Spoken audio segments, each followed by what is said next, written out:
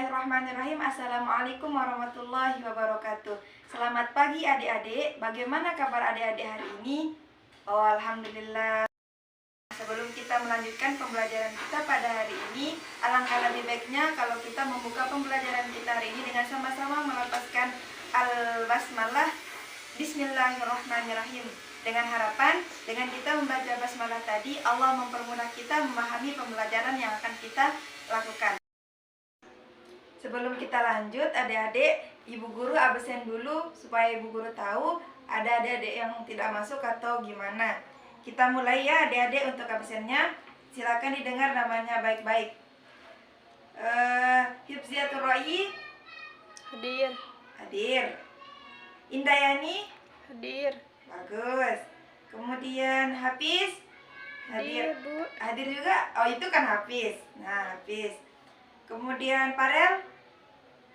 Oh, dia sakit. Oh, dia. Kita doakan semoga Farel cepat sembuh ya. Amin amin ya rabbal alamin.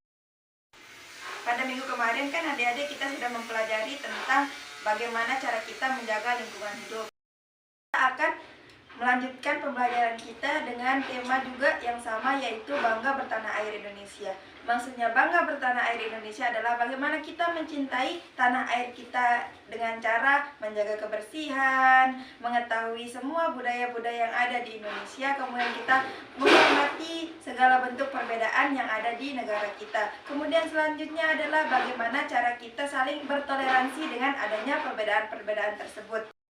Hari ini kita akan mempelajari beberapa dari budaya-budaya yang ada di Indonesia agar kita semakin mencintai tanah air kita ini.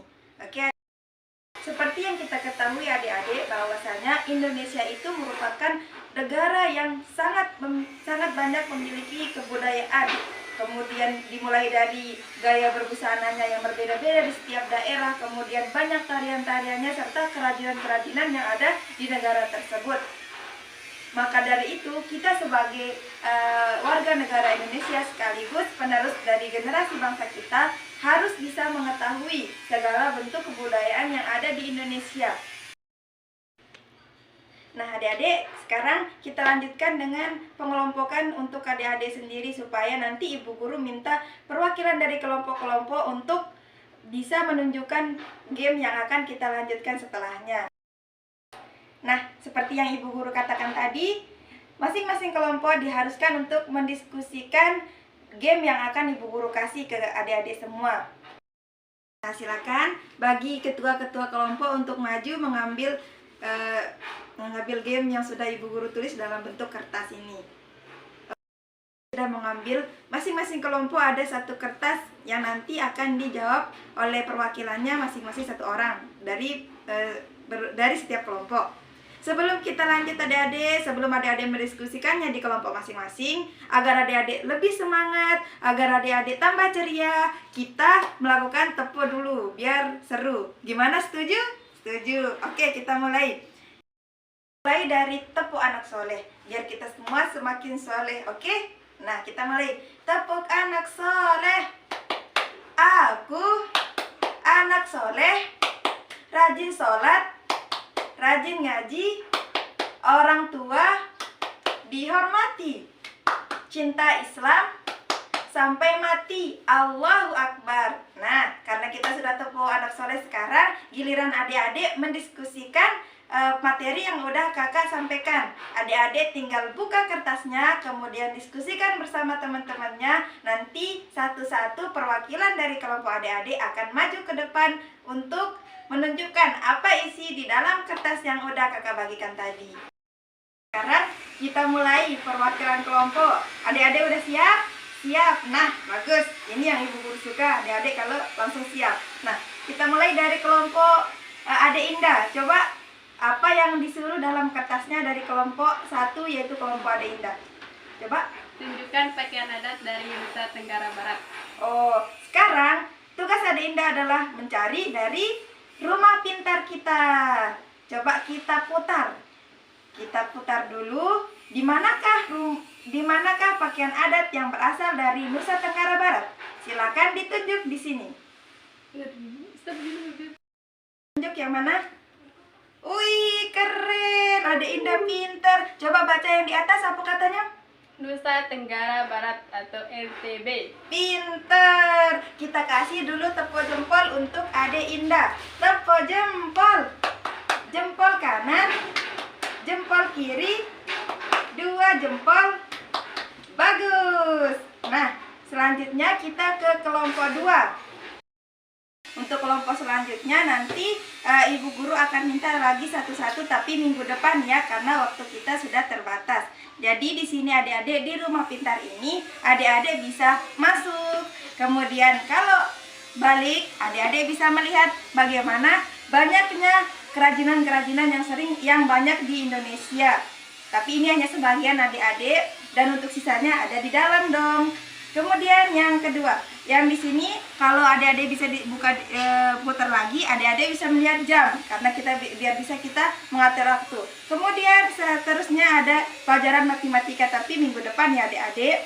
Kemudian yang ini kita bisa lihat yang kelompok 1 tadi menyebutkan budaya yang ada di Lombok, kemudian ada dari Aceh. Siapa yang tahu tarian yang berasal dari Aceh yang paling banyak digemari oleh orang yang digunakan untuk pembukaan Asian Games kemarin? Ayo, siapa yang tahu? Ya, tari saman, pinter. Kita kasih dia tepuk salut ya, Ada Indah. Tepuk salut, salut, salut, salut, salut. Keren. Oke adik-adik, mungkin cukup sekian pertemuan kita. Selanjutnya adik-adik, karena games kita sudah selesai dan adik-adik sudah semakin pintar untuk menjawab games-games yang kakak berikan. Sekarang kita lanjut ke sesi cerita. Siapa yang senang bercerita? Oh, adik-adik senang dengar cerita ya, bukan senang bercerita. Oke, sekarang Ibu Guru yang akan bercerita kepada adik-adik. Kali ini cerita Ibu Guru adalah tentang kisah pohon muda yang pemarah. Loh, siapa yang di sini suka marah-marah? Udah boleh ya.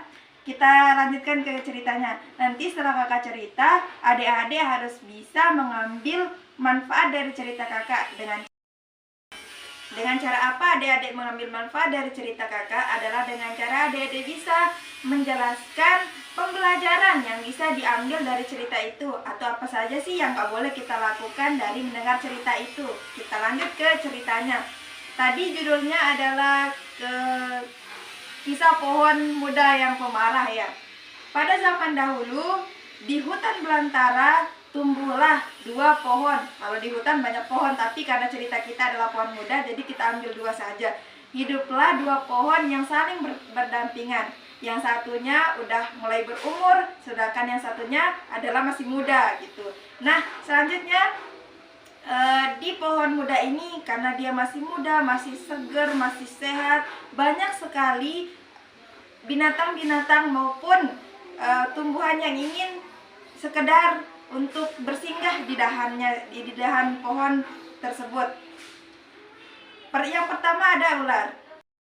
Banyak sekali hewan-hewan dan tumbuhan yang ingin bernaung di pohon tersebut. Di antaranya ada ular, ada nanti burung. Kita lanjut ke ular dulu ya, satu-satu kita bahas. Nah, ular ini berkata pada si pohon ini, "Wahai pohon, bolehkah aku bernaung di dahanmu untuk sementara saja?" Tapi karena si pohon ini merasa dirinya sehat, kemudian masih bagus sekali untuk dinaungi oleh ular, maka dia mengatakan, "Wahai ular, jangan kamu menggangguku. Jangan kamu bernaung di dahanku. Nanti bisa saja salah satu dari rantingku patah gara-gara kamu berada di sana. Jadinya aku tidak muda lagi," seperti itu. Akhirnya dengan berat hati si ular ini pindah. Dia mencari tempat naungan yang baru. Sampai dia ke pohon tua di sebelah pohon muda tersebut. "Wahai pohon tua," katanya si ular ini kepada pohon tua ini, "bolehkah aku bernaung di salah satu rantingmu?"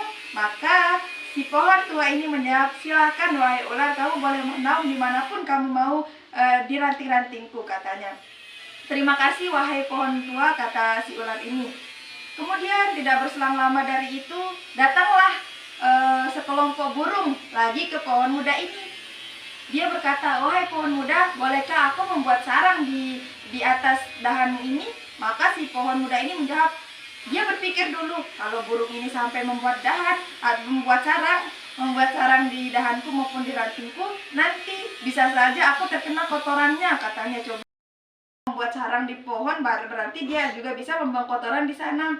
Itu secara logikanya adik-adik. Tapi karena si pohon muda ini terlalu angkuh untuk menawarkan bantuan, apalagi memberikan bantuan, maka dia mengatakan, wahai burung, carilah tempat lain untuk membuat sarang, jangan pada diriku, jangan pada dahan ataupun rantingku. Kamu bisa saja membuang kotoran di ranting dan dahanku sehingga aku menjadi bau, sehingga aku tidak kelihatan muda lagi. Gitu kata pohon ini. Lucu kan? Lucu dong.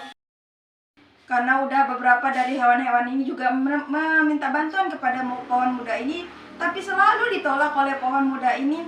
Akhirnya semua hewan-hewan itu dari begitu banyak hewan yang meminta bantuan pohon muda ini, akhirnya apa? Semua hewan-hewan yang ditolak ini merasa kecewa.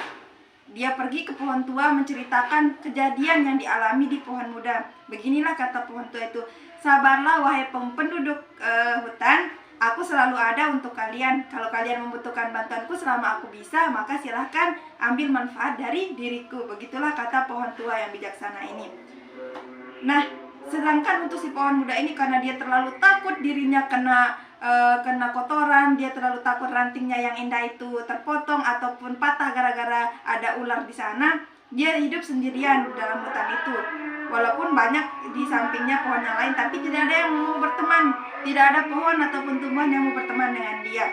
Selanjutnya datanglah penebang-penebang pohon liar masuk ke dalam hutan. Kemudian dia mendekati pohon tua, karena pohon tua ini kan lumayan bisa dijadikan barang untuk dijual nanti. Kemudian saat dia mendekat di pohon tua ini, ketika dia mau menebangnya, keluarlah ular ini untuk menjaga pohon tua ini. Setelah itu banyak dari burung-burung yang bersarang di sana mengeluarkan kotoran mereka, sehingga pohon tua ini menjadi, karena begitu banyak ular yang bersarang di sana, kemudian banyak juga burung-burung yang mengeluarkan kotorannya, maka penebang pohon-pohon ini pun pergi karena tidak kuat untuk menebang pohon itu karena banyaknya halangannya. Sampailah dia ke dekat pohon muda ini. Pas dilihat ternyata masih muda pohonnya, kemudian tidak ada burung, tidak ada ular di sana, maka dia mengatakan ini adalah sasaran empuk bagi kita, katanya sama temannya. Akhirnya pohon muda lah yang ditebang untuk dijadikan sebagai barang dagangan mereka, karena tidak ada ular di sana, tidak ada burung juga, dan tidak ada makhluk-makhluk hutan yang lain, maka pohon muda yang menjadi tumbalnya. Oke, setelah pohon muda ini tumbang, maka berakhirlah cerita kita hari ini. Selanjutnya, ibu guru mau adik-adik harus bisa menyimpulkan apa sih pembelajaran yang bisa kita ambil dari cerita ibu guru tadi. Nah, sekarang kita mulai dari adik yang menjadi ketua kelasnya. Siapa ketua kelasnya di sini? Ayo. Adik Indah. Coba Adik Indah, apa sih pembelajaran yang bisa kita ambil dari cerita ibu guru tadi? Coba. Pelajaran yang bisa kita ambil yaitu saling membantu dengan teman, bu guru. Nah, pinter. Keren Adik Indah. Ya, adik-adikku semua, kita harus saling membantu karena manusia adalah makhluk sosial yang harus saling membantu. Kemudian yang kedua, siapa? Oh, ya, Adik Hipsi. Coba apa? Kita tidak boleh sombong, Bu Guru. Oh, Masya Allah, kita tidak boleh sombong. Keren banget. Sebagai manusia yang membutuhkan orang lain, kita tidak boleh sombong. Kita juga harus tetap rendah hati, rendah diri kepada sesama kita agar orang-orang mau berkawan dengan. Tugas adik-adik sebelum kita pulang untuk minggu depannya adalah adik-adik harus menuliskan nama-nama provinsi yang ada di Indonesia dan juga beserta dengan pakaian adatnya, kebudayaan yang ada di sana, kemudian kerajinan-kerajinan yang sering kita temui kalau kita ke desa tersebut atau ke provinsi tersebut. Oke adik-adik? Nah, mungkin hanya ini yang dapat Ibu Guru sampaikan. Kalau ada kesalahan dan kekeliruan mohon dimaafkan. Sekian dan terima kasih. Assalamualaikum warahmatullahi wabarakatuh. Sampai ketemu minggu depan. Assalamualaikum.